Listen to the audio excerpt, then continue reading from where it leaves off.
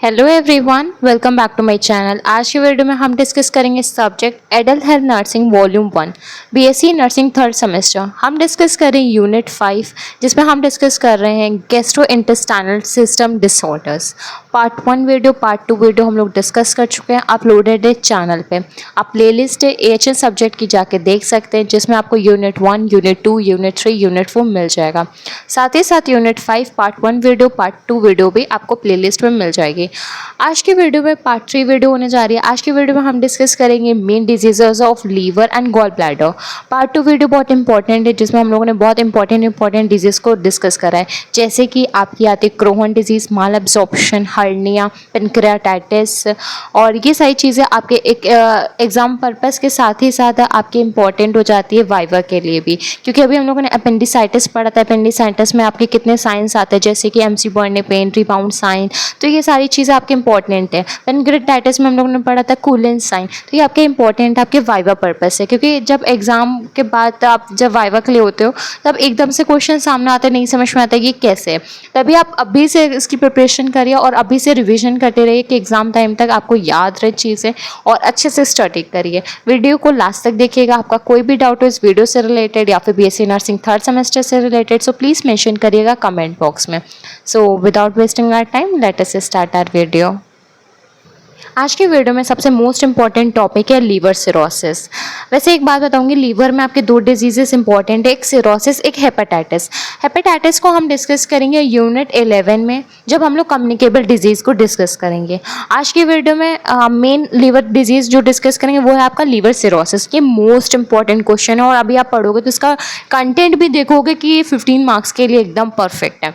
सबसे पहले हम बताते हैं सिरोसिस क्या होता है। ये आपकी एक क्रोनिक डिजीज़ कंडीशन होती है लीवर की, जिसमें लीवर के जो सेल्स होते हैं उसका डिस्ट्रक्शन होता है और डिजनरेशन होता है।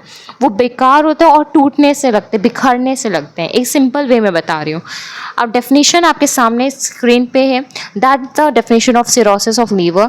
Cirrhosis is a chronic progressive disease of liver characterised by extensive degeneration and destruction of liver parenchymal cell. ये आपका है डेफिनेशन। फिर आपके आते हैं टाइप्स। टाइप्स की अगर मैं बात करूँ तो आपके 4 टाइप्स जो आपके सामने है, ये आपके 4 टाइप्स हैं सिरोसिस, लीवर सिरोसिस के। सबसे पहला है अल्कोहलिक। अल्कोहलिक को हम लोग पहले लेन सेंस भी कहते थे। ये मेन आपका डेवलप इसलिए होता है जब आप अल्कोहल अब्यूज़ करते हो, अल्कोहल का इंटेक आपकी बॉडी में बहुत ज़्यादा होता है। फिर जो लीवर है, जो आपका अल्कोहल के लिए मेन वर्क करता है, मेन अल्कोहल का इफेक्ट आपको लीवर पे मिलता है ना, तो वो क्या होता है, एक्यूमुलेशन हो जाता है फैट का आपके लीवर सेल में, जिसकी वजह से वो फैटी चेंजेस लीवर की पोटेंशियल को वीक कर देंगे। फिर लीवर जो चीज़ वर्क अच्छे से कर पाता था वो अब वो वर्क अच्छे से नहीं कर पाएगा। फिर इस कंडीशन में अगर सिरोसिस डेवलप होगा, उस सिरोसिस को हम लोग कहेंगे अल्कोहलिक सिरोसिस। क्या कहेंगे? Alcoholic cirrhosis. फिर आपका सेकेंड है पोस्ट नेक्रोटिक सिरोसिस। ये आपका कॉम्प्लिकेशन डेवलप होता है कोई भी वायरल टॉक्सिन्स की वजह से। इसका मेन इडियोपैथिक है, मतलब कि किस मेन कॉज क्या है इसका, इडियोपैथिक है, हम लोगों को नहीं पता है। ऑटोइम्यून डिजीज़ की वजह से हो सकता है, जैसे कि हेपेटाइटिस। फिर आपका थर्ड आता है बायलरी सिरोसिस। ये आपका जो बायलरी ऑब्स्ट्रक्शन या फिर बायलरी में कोई भी इन्फेक्शन हो गया उसकी वजह से डेवलप होता है सिरोसिस लीवर में, उसको हम लोग कहते हैं बायलरी सिरोसिस। ये आपका डिफ्यूज़ करता है फाइब्रोसिस को लीवर में, जिसकी वजह से जॉइंटिस आपका मेन दिखता है। लीवर में मेन डिजीज़ आपको जॉइंटिस भी मिल जाएगी। फिर आपका आता है कार्डियक सिरोसिस। कार्डियक सिरोसिस की अगर मैं बात करूं तो ये आपका राइट साइड का हार्ट फेलियर होगा, इसकी वजह से आपका डेवलप होता है लीवर सिरोसिस। अब ये राइट साइड का हार्ट फेलियर इसलिए होगा, आप जैसे बहुत टाइम से खड़े हो, लॉन्ग स्टैंडिंग कर रहे हो। फिर अब मैं मेन बता रही हूँ कि ये कैसे डेवलप हो रहा है। आप बहुत टाइम से खड़े हो जिसकी वजह से आपका डीवेन थ्रोम्बोसिस हो गया, मतलब कि आपके लोअर एक्सट्रीमिटी में एम्बोलाई आ गया। वो एम्बोलाई जब सर्कुलेशन होता है, वो सर्कुलेशन से आपके बॉडी में आया, मतलब कि पल्मोनरी सर्कुलेशन, सिस्टमिक सर्कुलेशन आप जानते हो ना, फिर वो लंग्स हार्ट के पास जाएगा ही। फिर जब हार्ट के पास जाएगा, जो राइट साइड में जाएगा, तब वहाँ पे वो क्या कर देगा, ऑब्स्ट्रक्शन की वजह से राइट साइड के हार्ट को फेल कर देगा। फिर उसी को हम लोग कहते हैं कार्डियक सिरोसिस। मेरे अकॉर्डिंग अब आपको समझ में आ गया होगा कि कार्डियक सिरोसिस से कैसे आपका लीवर सिरोसिस हो रहा है। तो ये आपके मेन ये 4 टाइप्स हैं, alcoholic, post necrotic, biliary and cardiac. फिर आपकी आती है इटियोलॉजी। आपकी बुक में मेंशन नहीं है इटियोलॉजी, बट मैं आपको इटियोलॉजी बता दे रही हूँ, आप वो मेंशन कर दीजिएगा। आपकी इटियोलॉजी है alcohol, smoking, heart failure, diabetes mellitus, hepatitis, drug.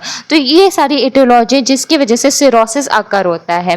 फिर आपकी आती है पैथोफिजियोलॉजी। पैथोफिजियोलॉजी आप देख रहे हैं स्क्रीन पे, इसमें ए और बी में कर दिया है। ए में डिस्कस कर रहा है कि कैसे हेपेटाइटिस लीड करता है सिरोसिस को। बी में से वो सिर्फ आपकी हिपैटिक मतलब कि कैसे आपका मेन सिरोसिस है वो डिस्कस कर रहा है। अगर एग्जाम में आए तो मेन आपका ये पैथोफिजियोलॉजी इंपॉर्टेंट है जो आपके बी पार्ट की है। अगर आपको ए और बी दोनों बनानी है तो आप दोनों बना सकते हो, बट मेन आपकी बी पार्ट है। तो ड्यू टू इटियोलॉजी फैक्टर जो भी हम लोगों ने इटियोलॉजी को डिस्कस करा है उनकी वजह से क्या होगा, आपके जो लीवर का सेल्स हैं उनका डिस्ट्रक्शन होगा, वो क्या हो जाएंगे, डिस्ट्रक्ट हो जाएंगे, जिसकी वजह से वहाँ पे फॉर्मेशन होगा फाइब्रस टिश्यू का। ये इंपॉर्टेंट इसलिए मैंने इसको सर्कल करा है। फिर जब फाइब्रस टिश्यू का होगा वहाँ पे टिश्यू फाइब्रस टिश्यूज़ की वजह से स्कार टिश्यू रिप्लेस हो जाएंगे। क्यों? क्योंकि आपके लीवर सेल्स डिस्ट्रॉयड हो रहे हैं, वही इसका रिप्लेसमेंट करते हैं। फिर आपका रिप्लेसमेंट की वजह से नेक्रोसिस होगा वहाँ के टिश्यूज़ में, फिर उसमें ऑब्स्ट्रक्शन होगा। ऑब्स्ट्रक्शन आपको ब्लड में, लिम्फ में और बाइल फ्लो में मिलेगा, जिसकी वजह से हेपेटिक इनसफिशिएंसी होगी। इसी को हम कहेंगे लिवर सिरोसिस की पैथोफिजियोलॉजी। फिर आपका आता है क्लिनिकल मैनिफेस्टेशन। क्लिनिकल मैनिफेस्टेशन आपको इसमें 3 टाइप्स में मिलेंगे, जैसे कि पहला आपको है अर्ली मैनिफेस्टेशन, फिर आपका आता है लेटर में, फिर आप इसको पढ़ोगे सिस्टम वाइज। अगर मैं बात करूँ अर्ली मैनिफेस्टेशन में, फिर आपको मिलेगा एनोरेक्सिया मतलब कि ईटिंग डिसऑर्डर है, डिस्पेप्सिया मतलब कि आपको बर्निंग सेंसेशन, इंडाइजेशन होगा, फिर आपको फ्लैटुलेंस होगा मतलब कि गैस पास होगी, नोजिया वॉमिटिंग हो गया, आपके वोवल हैबिट्स में भी चेंजेस आएंगे, डायरिया डेवलप हो जाएगा, मेटाबॉलिज्म अल्टर्ड हो जाएगा। लीवर का मेन फंक्शन मेटाबॉलिज्म में भी होता है और वो भी अल्टर हो जाएगा। एब्डोमिनल में आपको बहुत पेन होगा, आपको ऐसा लगेगा बहुत हैवी फीलिंग है, फुलनेस वाली फील आएगी, पेन होगा क्योंकि स्वेलिंग है, लीवर में स्ट्रेचिंग होगी, फीवर होगा, लेस्टिट्यूट होगा, आपका स्लाइटली वेट लॉस होगा, आपका लीवर का इन्लार्जमेंट होगा क्योंकि सिरोसिस है, स्प्लीन का भी आपको इन्लार्जमेंट मिलेगा। लेटर मैनिफेस्टेशन में क्या होगा, लीवर फेल हो जाएगा। फिर पोर्टल हाइपरटेंशन होगा, इसमें क्या होता है पोर्टल वेनस प्रेशर इंक्रीज हो जाएगा। जॉइंटिस होगा जिसमें आपको पता है स्किन येलो कलर की हो जाएगी। पेरिफेरल एडेमा होगा जिसमें फ्लूइड का बिल्डअप हो जाएगा। एसाइटिस क्या होता है, एब्डोमिनल में स्वेलिंग होगी जिसमें एक्यूमुलेशन होता है फ्लूइड का। और आपको मिलेंगे एंडोक्राइन डिस्टर्बेंस, आपके जो एंडोक्राइन सिस्टम है उसमें भी डिस्टर्बेंस होगा सिरोसिस ऑफ लीवर की वजह से। फिर आपको पेरिफेरल न्यूरोपैथी मिलेगी जिसका हम लोग कहते हैं एडेमा होगा। फिर स्पाइडर एंजियोमास, ये आपका इंपॉर्टेंट इसलिए मैंने इसको हाईलाइट करा है। इसमें क्या होता है, आपको रेड कलर के स्पाइडर वेब मिलेंगे आपको स्किन के अंदर। फॉर एग्जांपल वैसे बेसिकली बताओ तो इसकी आप एक बार इमेज देख लीजिएगा और गूगल से आपको एकदम क्लियर हो जाएगा। स्पाइडर एंजियोमास जैसे स्पाइडर वेब आपका नहीं पता कि इस तरीके से हेक्सागन में होता है और ये बना होता है। मैं इतने अच्छे से तो बना नहीं पाती हूँ बट मैं एज ए एग्जाम्पल कर दे रही हूँ। ये स्पाइडर वेब आपका रेड कलर का होगा और स्किन के नीचे होता है, जैसे पिंपल दिखता है ना आपको वैसे ये भी आपको मिलेगा। ये आपका लेटर मैनिफेस्टेशन है सिरोसिस ऑफ लीवर का। ये आपका स्पाइडर एंजियोमास इंपॉर्टेंट है इसलिए मैंने इसको ऐसा हाईलाइट कर दिया है। फिर हम डिस्कस करेंगे क्लिनिकल मैनिफेस्टेशन को सिस्टम वाइज। सबसे पहले अगर मैं बात करूँ दो आपके सिंड्रोम बहुत इंपॉर्टेंट आते हैं नर्वस सिस्टम में। आपका पहला सिंड्रोम है वर्निके सिंड्रोम, फिर आपका सेकंड वाला है कॉर्सैटॉफ सिंड्रोम। अब ये आपके दोनों सिंड्रोम होते क्या मैं बताती हूँ। सबसे पहले हम डिस्कस करते हैं कॉर्सैटॉफ सिंड्रोम को। इसमें आपका जो मेंटल स्टेटस है वो अल्टर हो जाएगा, मतलब कि जो आपकी मेंटली वर्क थी वो चीज़ आपकी अब डिफरेंट होने लगेगी। पहले आप बहुत अच्छे से कर रहे थे वो सारी चीज़ आप डिफिशिएंसी वर्क करेगी, आपकी सारी फंक्शनिंग भी रिड्यूस हो जाएगी। ये किसकी वजह से डेवलप होता है, विटामिन B1 की डेफिशिएंसी से, उसको हम लोग थायामीन भी कहते हैं। यह आपके ब्रेन में परमानेंट डैमेज क्रिएट करता है, ये आपके किसी भी एरिया ऑफ ब्रेन में हो सकता है। इसका मेन वर्क आपकी मेमोरी के डिसफंक्शन के साथ होता है। ये आपका है कॉर्सैटॉफ सिंड्रोम। क्या है कॉर्सैटॉफ सिंड्रोम, ये आपका नर्वस सिस्टम में मिलेगा। फिर आपका आता है वर्निके सिंड्रोम। वर्निके सिंड्रोम आपका एक्यूट कंडीशन में डेवलप होता है। ये आपका एक न्यूरोलॉजिकल डिसऑर्डर है। क्या है, न्यूरोलॉजिकल डिसऑर्डर। इसमें क्या होता है, डेफिशिएंसी होती है विटामिन B1 की वजह से। विटामिन B1 थायामीन ये डैमेज करता है आपके लोअर पार्ट ब्रेन को। लोअर पार्ट में आपका आता है थैलेमस एंड हाइपोथैलेमस। अब आपको समझ में आया होगा वर्निके सिंड्रोम एंड कॉर्सैटॉफ सिंड्रोम। फिर आपको कार्डियोवास्कुलर सिस्टम में क्या मिलेगा, कार्डियोमायोपैथी मिलेगी, हाइपरटेंशन मिलेगा। और अगर मैं बात करूँ ब्लड में तो आपको अनीमिया मिलेगा, इम्यूनोडेफिशिएंसी मिलेगी, गैस्ट्रोइंटेस्टाइन में आपको इन्फ्लामेशन मिलेगा, ओसोफेगस का, स्टमक का, पेप्टिक अल्सर्स मिलेंगे आपको पेनक्रियास का इन्फ्लामेशन मिलेगा, आपको कैंसर मिलेगा, आपके जो मस्कुलर स्केलेटन की अगर मैं बात करूँ तो आपको फ्रैक्चर्स मिलेंगे, मायोपैथी मिलेगी, रिप्रोडक्शन की अगर मैं बात करूँ तो आपके टेस्टिकुलर एट्रोफी होगी, सेक्सुअल फंक्शन में डिसफंक्शनिंग मिलेगी, आपको अमेनोरिया होगा, फीटल अल्कोहल सिंड्रोम होगा। और फिर अगर मैं बात करूँ मेटाबॉलिक में तो आपको हाइपर कंडीशन और हाइपो कंडीशन ज़्यादा मिलेंगे इलेक्ट्रोलाइट्स में। तो ये आपका क्लिनिकल मैनिफेस्टेशन सिस्टम वाइज है। मेन आपका इंपॉर्टेंट है सिंड्रोम, क्योंकि एग्जाम में पूछ लेते कि कर्ट-सैटॉफ सिंड्रोम बताइए, तो अब आपको एकदम से नहीं आता था कर्ट-सैटॉफ सिंड्रोम है किस में, तो आप पहले बताएंगे कर्ट-सैटॉफ सिंड्रोम आपका क्लिनिकल मैनिफेस्टेशन है, नर्वस सिस्टम में आपको मिलेगा। यह आपका क्लिनिकल मैनिफेस्टेशन है लिवर सिरोसिस का। कर्ट-सैटॉफ सिंड्रोम में होता है आपका अल्टर्ड मेंटल स्टेटस, ये आपकी डेफिशिएंसी ऑफ विटामिन B1 जिसको हम लोग थायमीन भी कहते हैं, ये आपके ब्रेन के किसी भी पार्ट को डैमेज करता है और ये परमानेंट होता है। ये आपका इन्वॉल्व किससे करता है, मेमोरी के साथ करता है। आपको इस तरीके से बताना है। फिर आपका लीवर में नेक्स्ट पॉइंट आता है डायग्नोस्टिक इवैल्यूएशन। डायग्नोस्टिक इवैल्यूएशन में आप history collection, physical examination, liver function test, liver biopsy, oesophagogastroduodenoscopy कराओगे, एंजियोग्राफी कराओगे, सीटी स्कैन कराओगे, liver ultrasound, serum electrolyte, prothrombin, serum albumin, CBC कराओगे, टेस्ट कराओगे स्टूल का, ऑक्यूलेट ब्लड। हम लोगों ने पढ़ा भी था स्पेसिमेन कलेक्शन में हम लोग रिएजेंट का यूज़ करता है ऑक्यूलेट ब्लड टेस्ट के लिए। आप अपर जीआई में बेरियम सोलो करा के टेस्ट कराओगे। फिर आपका आता है management.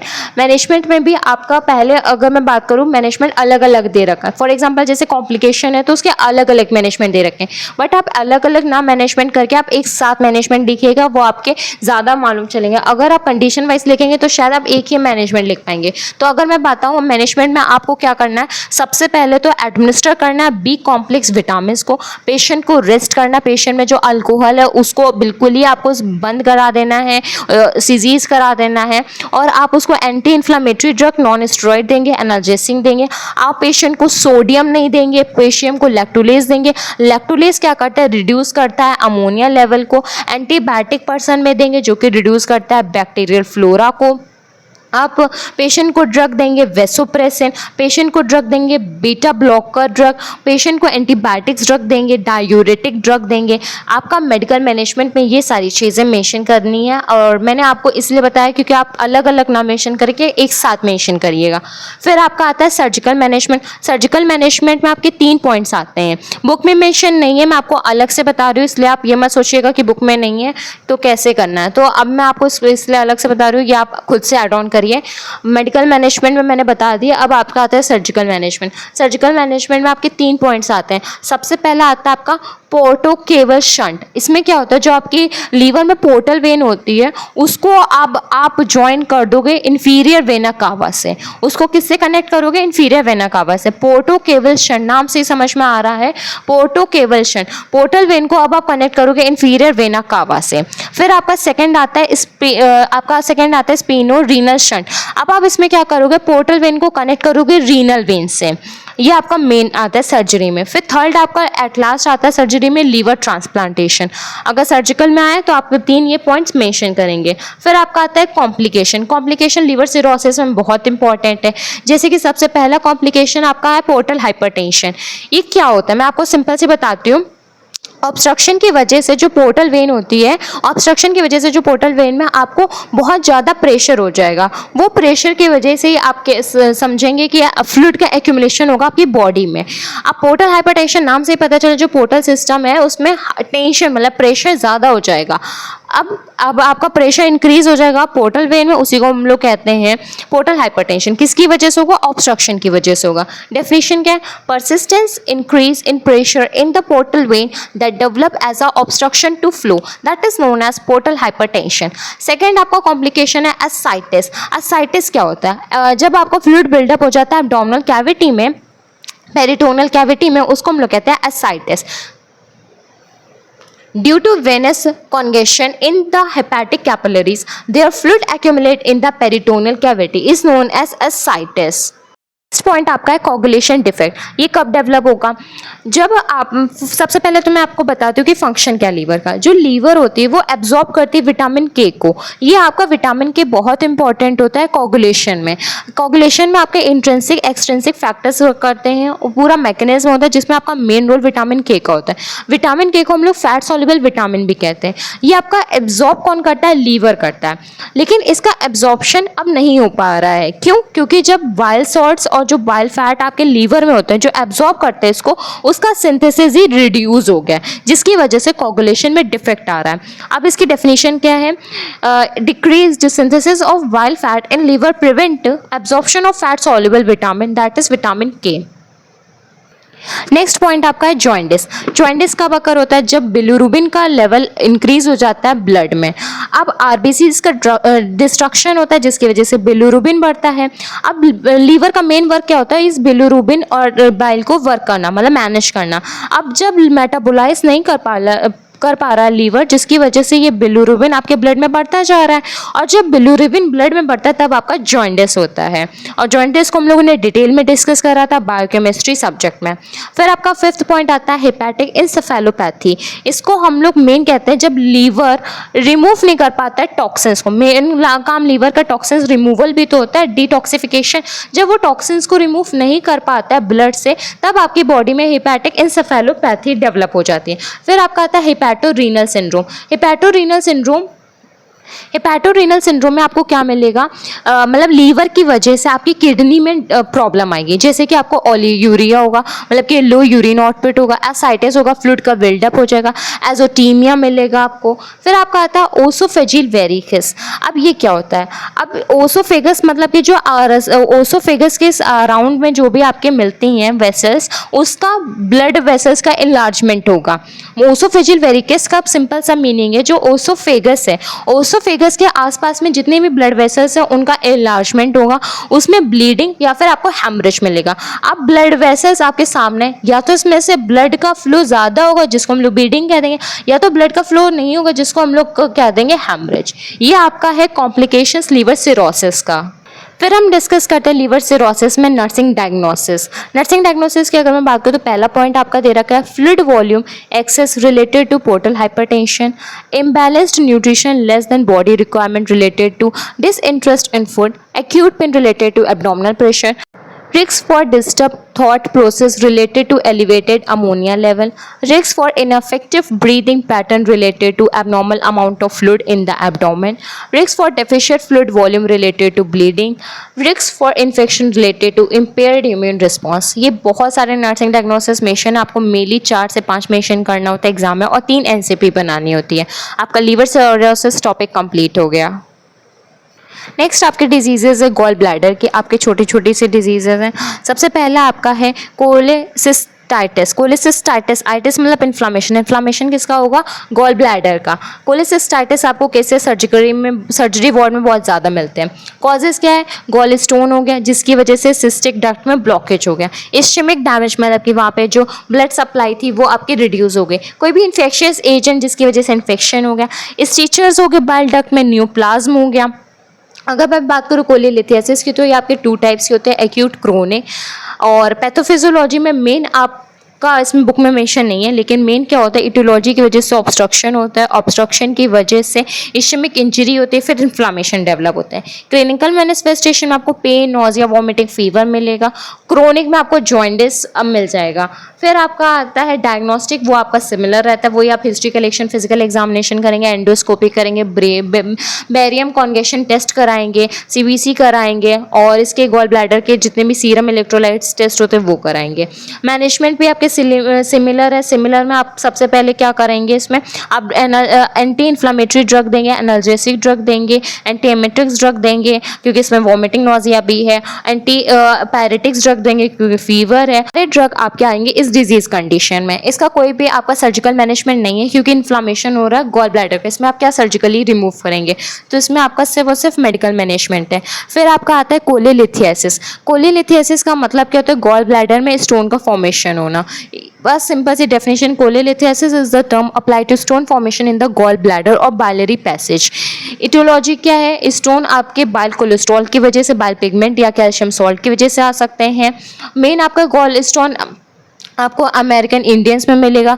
Gall stone very common है वेस्टर्न पॉपुलेशन में, बट रेयर है आपके अफ्रीकन्स में। ये आपके इटियोलॉजी के कुछ इंसिडेंट्स भी मेंशन कर रखे हैं, आपके एग्जाम के पर्पस के लिए इंपॉर्टेंट है।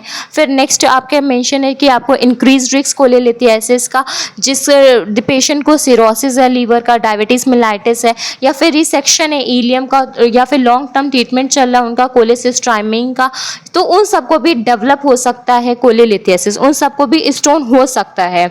तो ये सारे आपके इटियोलॉजी इंपॉर्टेंट है। और भी हैं जैसे कि आपको क्रोनिक कोलेसिस्टाइटिस हो रखा है, इन्फ्लामेशन आपका क्रोनिक कंडीशन में हो गया है, फिर आपको हो सकता है, या फिर आपका नॉन कैलकुलस हो सकता है। नॉन कैलकुलस में आपका कोई भी मतलब कि ऐसा कॉम्प्लिकेशन नहीं डेवलप होगा और इसमें जो कैलकुलाई आपका नहीं हो पाएगा। मेन अगर मैं क्लासिफाई करूँ बाइलरी स्टोन के, तो मेन आपके सिम्टम्स के अकॉर्डिंग नहीं होते हैं, एक्यूट कंडीशंस के होते हैं, क्रोनिक कंडीशंस के होते हैं। फिर आपके पैथोफिजियोलॉजी आती है। पैथोफिजियोलॉजी इसमें पॉइंट में मेंशन है जैसे कि 3 टाइप्स के आपके स्टोन्स होते हैं, कोलेस्ट्रॉल, पिगमेंट और मिक्स्ड। फिर इन सबका फॉर्मेशन होगा, फिर ये सारे क्रिस्टलाइजेशन ऑफ बाइल में आएंगे। फिर यही क्रिस्टल स्टोन जो आपका मोस्ट कॉमन है, ये बाइल कंसिस्ट करता है लैथिसिन को, बाइल एसिड को, फॉस्फोलिपिड्स को। ये आपके फाइन बैलेंस में होते हैं, यही सारी चीज़ें आपकी इम्पेयर करेंगे मोबिलिटी को। फिर स्लज होगा क्रिस्टल का, फिर पिगमेंट स्टोन डेवलप होगा जिसकी वजह से आपकी डिजीज कंडीशन डेवलप हो जाएगी। फिर क्लिनिकल मैनिफेस्टेशन की अगर मैं बात करूँ तो क्लिनिकल मैनिफेस्टेशन में आपको इंडाइजेशन प्रोसेस होगा, ईटिंग के बाद आपका जो फूड है वो डाइजेस्ट नहीं हो पाएगा। लोकलाइज्ड पेन होगा, आपको इंक्रीज्ड हार्ट रेट और रेस्पिरेटरी रेट मिलेगी, एनोरेक्सिया, भूख नहीं लगेगी, नोजिया, वॉमिटिंग रहेगी, लो ग्रेड का फीवर रहेगा, आपका ल्यूकोसाइड काउंट एलिवेट हो जाएगा, माइल्ड जॉइंटिस होगा, और स्टूल जो कंटेन करेगा फैट, स्टोरोई का, एंड आपका जो क्ले कलर्ड स्टूल्ड मिलेगा। और यूरिन में भी आपको डार्क एम्बर कलर का, जैसे कि टी कलर होता है, चाय का जैसे रंग होता है वैसे। और आपको पेन सिंड्रोम मिलेगा, ये आपका राइट हाइपोकॉन्ड्रिया में पेन होगा, एक्यूट पेन होता है। फिर डिस्पेप्सिक सिंड्रोम होता है, डिस्पेप्सिक का मतलब होता है इंडाइजेशन, वो आपको सिंड्रोम मिलेगा। मुर्फी सिंड्रोम होता है, इसमें डिले होती है ब्रीथिंग। फिर होता है आपका कहर सिंड्रोम, इसमें आपका पेन प्रेशर होता है एरिया ऑफ गॉल ब्लैडर में। फिर आपका होता है ऑटनर सिम्टम, ये पेलफुलनेस होता है, ये आपका ईजी पुशिंग होता है राइट कोस्टल आर्क में। फिर आपका आता है मूसी सिम्टम्स, ये आपका पेनफुल होता है, साथ ही साथ ये पाल्पेट करता है आपके लेग्स के बीच में, तब आपको पेन होता है कोलर बोन में। और फिर आपका आता है बिलम्बर, ये आपका रिबाउंड टेंडरनेस पेन होता है। फिर आपका आते हैं डायग्नोस्टिक इवैल्यूएशन। और अभी जो भी आपने क्लिनिकल मैनिफेस्टेशन में ये डिस्कस करा है ना, ये सारे सिंड्रोम्स आपके बहुत इंपॉर्टेंट है क्योंकि वाइवा पर्पस में ये सारी चीज़ें पूछ ली जाती हैं। फिर आपका आता है डायग्नोस्टिक इवैल्यूएशन, जिसमें आपका आता है हिस्ट्री कलेक्शन, फिजिकल एग्जामिनेशन, आप टेस्ट कराएंगे CT scan, X-ray, ultrasound, ERCP, biochemical blood test. और आपके कॉम्प्लिकेशंस आते हैं जैसे कि ब्लीडिंग होगा, परफोरेशन होगा, पेनक्रेटाइटिस होगा। फिर मेडिकल मैनेजमेंट में आप बेड रेस्ट कराएंगे और हंगर 1 से 3 दिन का रखेंगे। फिर आप थेरेपीज कराएंगे, एंटीबैक्टीरियल जो ट्रीट करेंगे इन्फेक्शन को, आप इनहिबिट करेंगे प्रोटीएस को, डिसैनिटाइजिंग करेंगे प्रिपरेशन को, विटामिन्स देंगे, एंटीकोलिनर्जिक ड्रग्स देंगे और डेमेरोल देंगे 25 to 75 mg, वो भी IV में आप देंगे। एंटी एमेटिक्स ड्रग देंगे, एंटीबायोटिक ड्रग्स देंगे आप। और सर्जिकल मैनेजमेंट की बात करो तो इसमें कोलेसेक्टोमी होता है जो कि आप रिमूव करते हो नेक से, फिर आपका बॉटम से रिमूव होता है। मतलब एक मेन आपका सर्जरी कोलेसेक्टोमी ही है, लेकिन उसको आप रिमूव करते हो जहाँ पे पोर्शन पे प्रेजेंट होता है। नेक्स्ट आपके आती है लेप्रोस्कोपिक, जिसमें आप मिनिमल इन्वेजिव के साथ रिमूव करते हो। फिर आपका आता है कॉम्प्लिकेशन, जिसमें आपको सेप्सिस मिलता है, पेनक्रेटाइटिस मिलता है, परफोरेशन मिलता है, GS इलियस मिलता है, हेपेटाइटिस मिलता है। फिर आपको मिलता है कोलिडोकोलिलिथियासिस। फिर आपके केयर आ जाएगी प्री ऑपरेटिव में, पोस्ट ऑपरेटिव में और पेरी ऑपरेटिव में, जो कि आप खुद से ऐड ऑन करेंगे। और मेनली अकॉर्डिंग आपको एट लास्ट नर्सिंग मैनेजमेंट ज़रूर ऐड ऑन करना है विद नर्सिंग डायग्नोसिस। आपका टॉपिक कंप्लीट हो गया गॉल ब्लैडर का। मेन आपका यही टॉपिक है जो इम्पॉर्टेंट है GI सिस्टम में। हमने बेसिकली सब कुछ कवर अप कर लिया जो आपके सिलेबस में मेंशन है। मेरे अकॉर्डिंग आपका GI सिस्टम कंप्लीट हो गया। आपका कोई भी डाउट हो GI सिस्टम से रिलेटेड तो प्लीज़ मेंशन करिएगा कमेंट बॉक्स में। अगर वीडियो अच्छी लगे तो प्लीज़ वीडियो को लाइक कर लीजिए, चैनल को सब्सक्राइब कर लीजिए। Thank you.